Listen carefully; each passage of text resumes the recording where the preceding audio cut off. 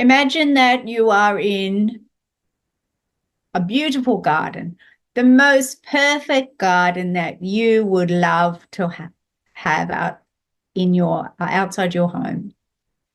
The sort of garden that you would just love, and imagine that the temperature is just right and the sun is shining down and melting into your head and just loving you. The sun is just loving you. And there's a gentle breeze and it's a perfect temperature, and it's as if the breeze is just blowing through your body, as if your body's just disappearing in the breeze. And while you're doing this, you didn't really notice, but your etheric body is just sort of moving upwards. It's about a foot above the ground, and it keeps on moving up. And you can see your physical body down below, but your etheric body is moving up.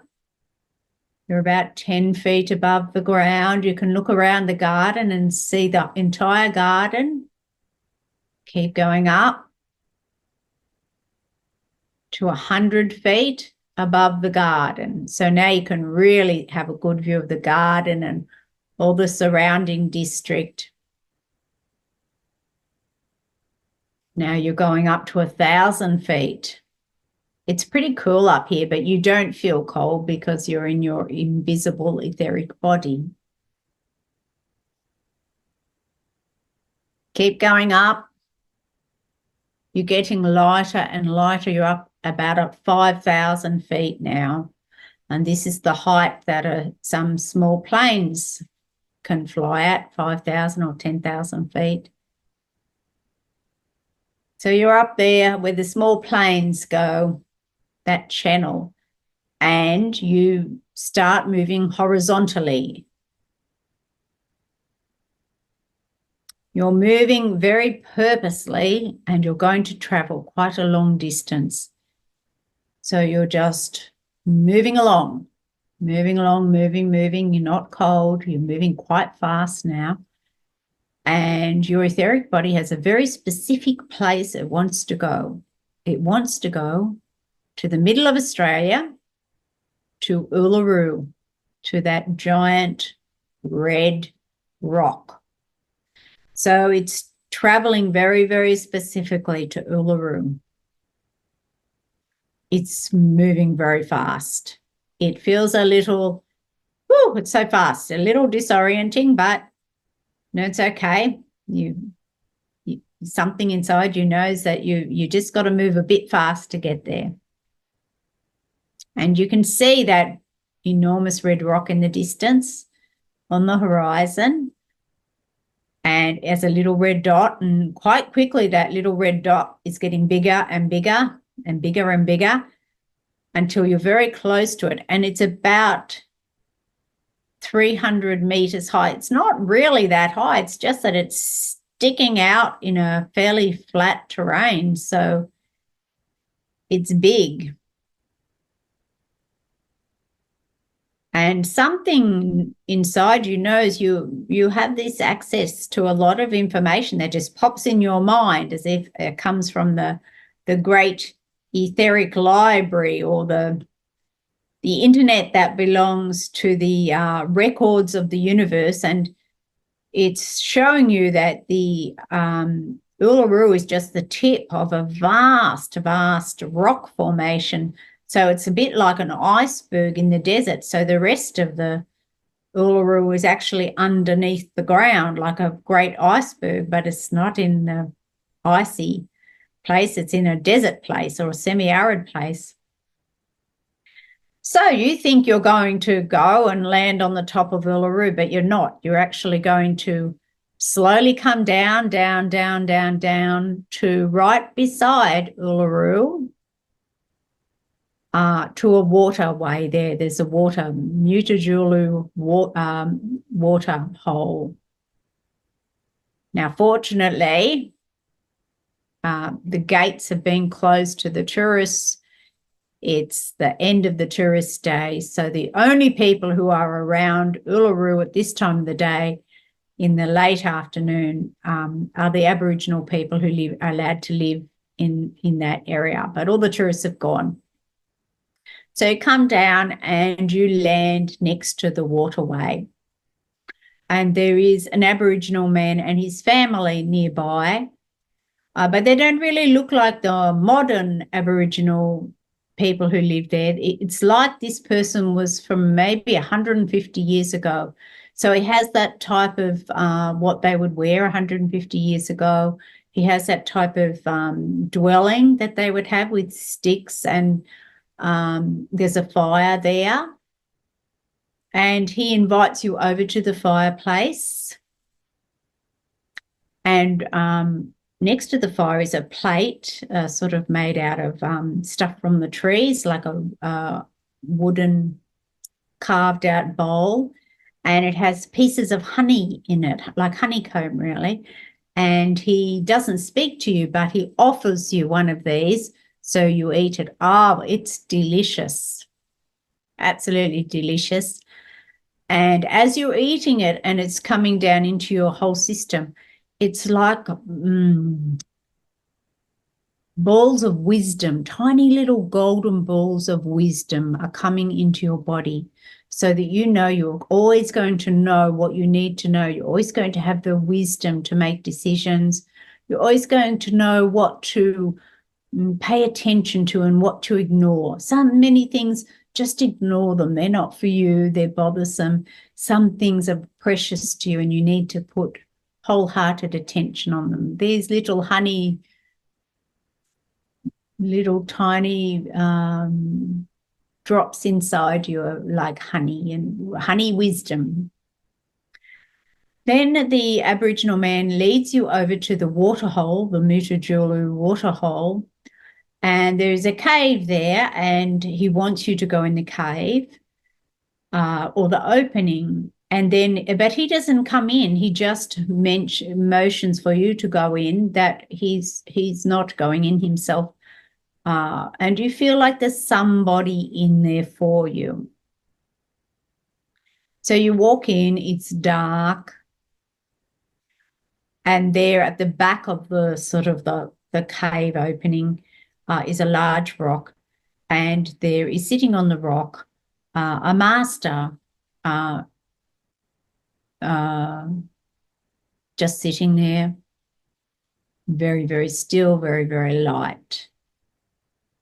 Now, this master is someone very important for you to connect with. You must decide and you must know who this person is. It could be someone you don't even really know, or but you just can sense their presence, or it could be someone, a person who once lived, or it could be someone you know. But whoever you feel it could be, let it be that person.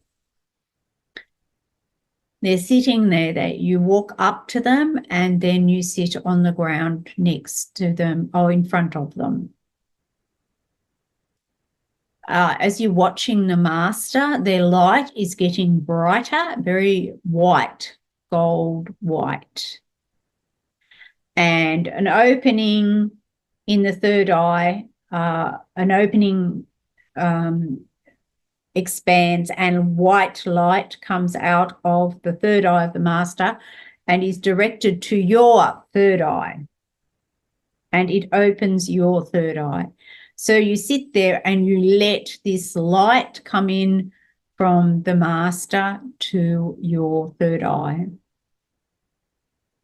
And as it comes in, you feel it traveling through your body. So let it move around your head into all the cells in your head, through your brain, through the back of your head, through all your muscles. Let the white light from the master move all around, in your eyes, down your throat, into your heart, making your heart very open and soft. Down through your belly, making your belly feel very stable. through your core, through your chakras, your base chakras, through your arms, through your legs. So you're lit up like white light. And the master tells you, think of something you would like to accomplish in the next 2 to 3 months. Whatever pops in your mind, something you would like to accomplish in the next 2 to 3 months. Just let it form in your mind. Just let it come out. And the master says, see it as done. Now, think of something you would like to accomplish in the next 2 to 3 years. Don't worry if it feels like, oh, should I be thinking that?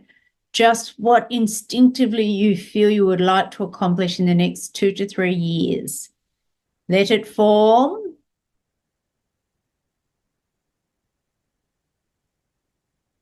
Something that's just important to you. And the master says, it is done. And now think of something you would like to accomplish in the next 20 to 30 years. And not only think this big vision, but make sure it's something that's very inclusive. So think whatever this thing is you would like to accomplish in the next 20 to 30 years, it's going to bless other people. See it as a light that's going out from the cave and blessing many, many people you don't even know. And the master says, it is done. So gently, we're just going to go through those things again, just a gentle focus. So it doesn't have to be like deliberate, focused, hard attention. We're just gently going to go through them like round in a circle. So something you wanted in the next 2 to 3 months, see it as done. 2 to 3 years, see it as done. And 20 to 30 years, see it as done. Whatever is in your heart and your mind and your soul to accomplish, whatever desires you have that you know you would love to do, you are more than capable of doing, and you have all the energy in the universe to create this. And it will not only bless you and you will be very happy and at peace with it, but it will bless other people. And then the master says, if you have something in your body, your physical body or your mental body, your mind, that you would like help to release, see it as done. See it as done.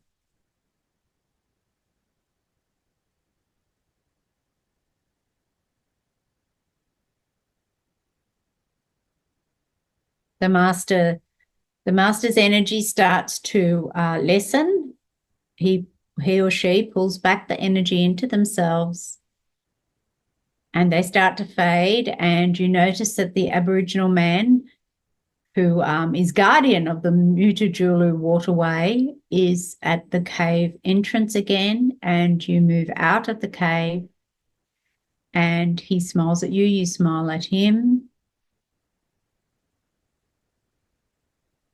And then you gently start to lift up into the air again, traveling up, up, up, up, up, up to 5,000 feet, moving horizontally, traveling. And as you're traveling, you're remembering these beautiful blessings that you're traveling with, everything you would like to be able to do, everything you'd like to heal, everything you'd like to help other people. See it all as done. You are loved and whole.